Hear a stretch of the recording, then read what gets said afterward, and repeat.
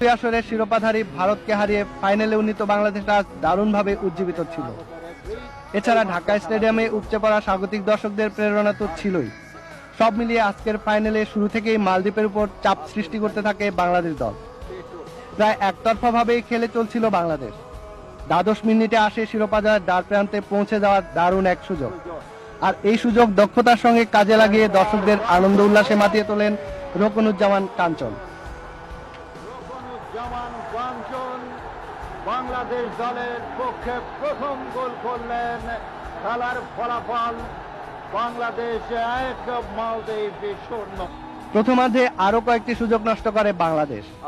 এ সময় মালদ্বীপও সুযোগ সৃষ্টি করেছিল গোলের, কিন্তু সফল হয়নি কোনো পক্ষ। ফলে বাংলাদেশের এগিয়ে থাকার মধ্য দিয়েই শেষ হয় প্রথমার্ধের খেলা।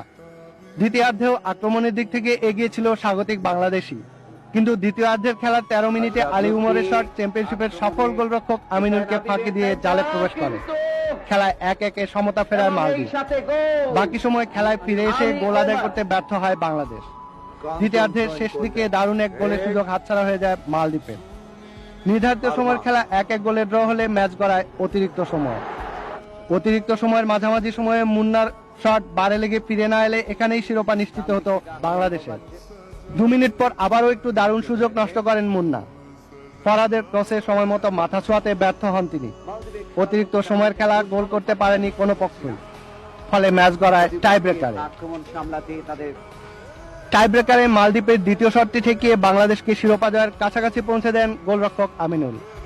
এরপর বাংলাদেশ দলের শেষ বলটি সুজন সফলভাবে মালদ্বীপের গোলে পাঠিয়ে দিলে দক্ষিণ এশিয়া অঞ্চলের বিশ্বকাপ নামে খ্যাত এই প্রতিযোগিতার শিরোপা জয়ের উৎসবে মেতে ওঠে স্টেডিয়াম সহ সারা বাংলাদেশ। ফুটবল আবার তার জনপ্রিয়তা ফিরে পেয়েছে, সারা ফুটবলমুখী হয়েছে। এই জয় বাংলাদেশের জয়, এই জয় ফুটবলের জয়।